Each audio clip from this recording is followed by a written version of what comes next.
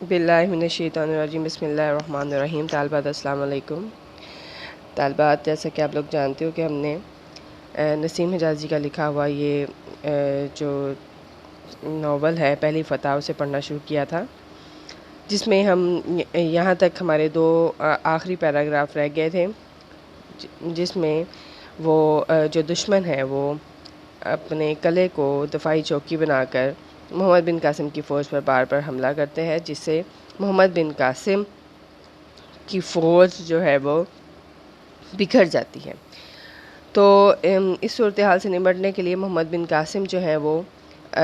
مجلس شورا بلاتے ہیں اور ان سے رائے لیتے ہیں کہ ہمیں اب کیا کرنا چاہیے۔ اب کچھ سالار جو ہے وہ کہتے ہیں کہ ہمیں اس قلعے سے پرے ہٹ جانا چاہیے اور ہمیں اسے کترا کر آگے نکل جانا چاہیے، کیونکہ ہمارا جو ٹارگٹ ہے وہ آگے ہے، ہمیں اپنا ہدف آگے حاصل کرنا ہے، اس لیے ہمیں اس کو چھوڑ دینا چاہیے۔ جبکہ محمد بن قاسم جو ہے وہ اس سے ہٹ کر صلاح دیتے ہیں اور وہ کہتے ہیں کہ نہیں، اگر ہم یہاں سے کترا کر نکل گئے تو ان کے حوصلے بڑھ جائیں گے اور وہ یہ سمجھیں گے کہ ہم ان سے ڈر کے بھاگ گئے ہیں، اس طرح ہمارا جو کب ہے وہ بھی غیر محفوظ رہے گا اور ہم آگے جو ہے وہ پوری توانائیوں کے ساتھ حملہ نہیں کر سکیں گے، ہمیں پیچھے سے بھی دشمن کی فکر رہے گی۔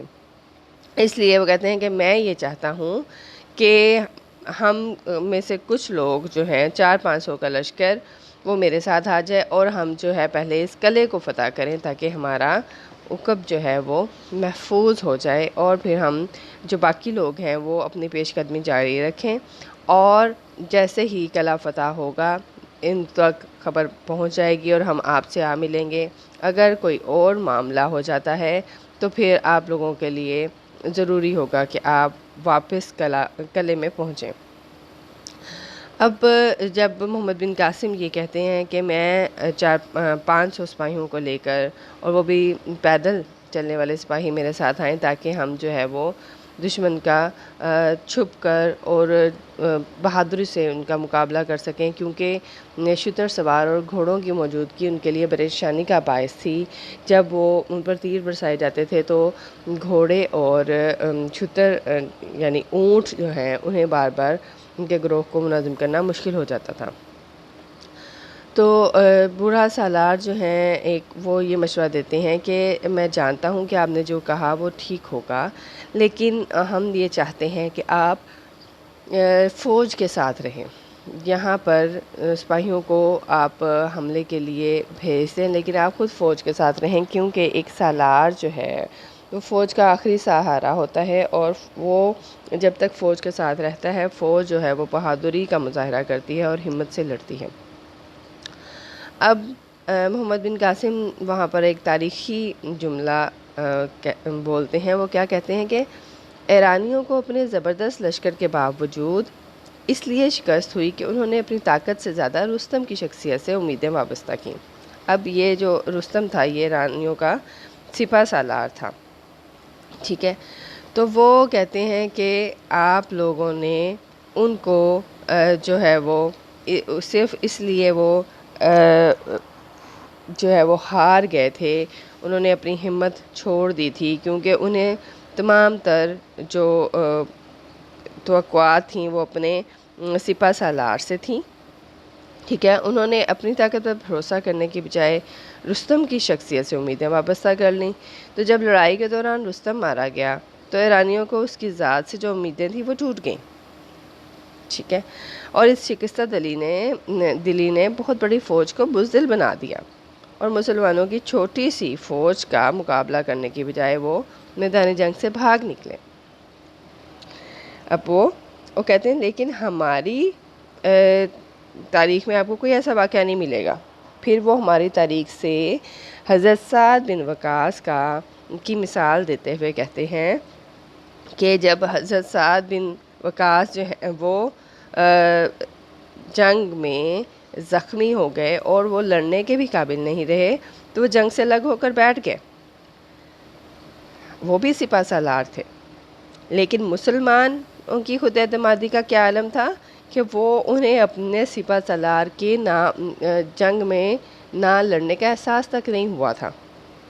اور انہوں نے اسی بہادری اور جانفشانی کا مظاہرہ کرتے ہوئے جنگ میں حصہ لیا تھا اور جنگ جیتی تھی۔ تو وہ کیا کہتے ہیں کہ ہماری تاریخ میں آپ کو کہیں کوئی ایسا حوالہ نہیں ملتا کہ جو ہے وہ سپہ سالار کی شکستہ دلی جو ہے وہ فوج کو بزدل بنا دے، یا سپہ سالار کی جو ہے وہ کیا کہنا چاہیے کہ وہ اس کا زخمی ہو جانا یا اس کی شہادت پا لینا جو ہے وہ اس کی فوج میں مایوسی پھیلا دے، نہیں۔ ٹھیک ہے، مسلمانوں کو اپنی ذات پر اتنا ہی بھروسہ ہونا چاہیے کہ وہ سپہ سالار کی عدم موجودگی کا احساس تک نہ ہونے دیں۔ اب انہوں نے اس بحث میں جن جلیل القدر ہستیوں کا انہوں نے ذکر کیا، ان کا نام ہی دلوں میں جرأت و ہمت کی آگ بھرنے کے لیے کافی تھا۔ تو محمد بن قاسم نے جن جچے تلے الفاظ میں اپنا موقف پیش کیا، اس کے نتیجے میں جہاں اس کے عزم کو تقویت ملی، وہاں اس کے مشیر میں بھی ہمت و جرأت کے جذبات سے وہ سرشار ہو گئے، اور ان کا وہ مقصد ابھر کر سامنے آ گیا جس کے لیے انہوں نے جد و جہد کرنا تھی۔ یعنی وہ کیا کہتے ہیں کہ انہوں نے ایسے ہی مثال دی کہ ان سب کو اس سے توانائیاں ان کی بڑھ گئیں، انہیں نئی زندگی ملی، اور ان کے اندر بھی اس چیز نے جو ہے وہ یہ چیز پروان چڑھی کہ جب مسلمان ایک رب کے لیے لڑتا ہے،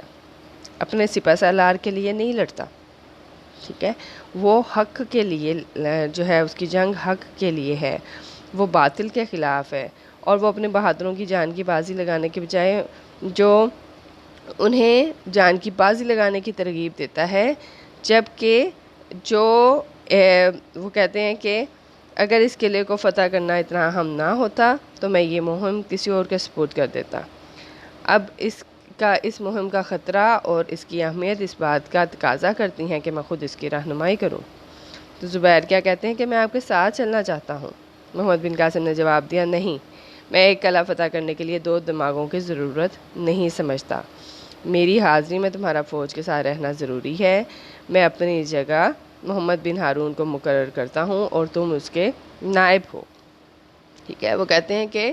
ایک قلعہ فتح کرنا ہے نا، تو میں 2 دماغوں کو اپنے ساتھ لے جانا یا زیادہ لوگوں کو اپنے ساتھ لے جا کر باقی فوج کو جو ہے وہ تنہا نہیں کر دینا چاہتا، میں کافی ہوں، تم لوگ جو ہے وہ سب کے سب آگے بڑھو اور آگے چل کر دشمن کو جو ہے ختم کرنے کی کوشش کرو، دشمن کی توجہ اپنی طرف کرنے کی کوشش کرو۔ جب دشمن یہ دیکھے گا کہ ہم 2 محاذوں پر لڑ رہے ہیں تو اس سے اس کا حوصلہ پست ہو جائے گا اور وہ شکست کھانے پر مجبور ہو جائے گا۔ ٹھیک ہے، یہ آپ کا پہلی فتح چیپٹر تھا، جس میں بہت اہم نصیحت آموز باتیں کی گئی تھیں، اور یہ آپ کا مکمل ہو گیا ہے۔ اس کو آپ اچھی طرح سے پڑھ لیجئے گا اور اسے دیکھ لیجئے گا۔ انشاءاللہ باقی ہم اگلا نظم جو ہے اب ہم آگے پڑھیں گے۔ اپنا خیال رکھیے گا۔ اللہ حافظ۔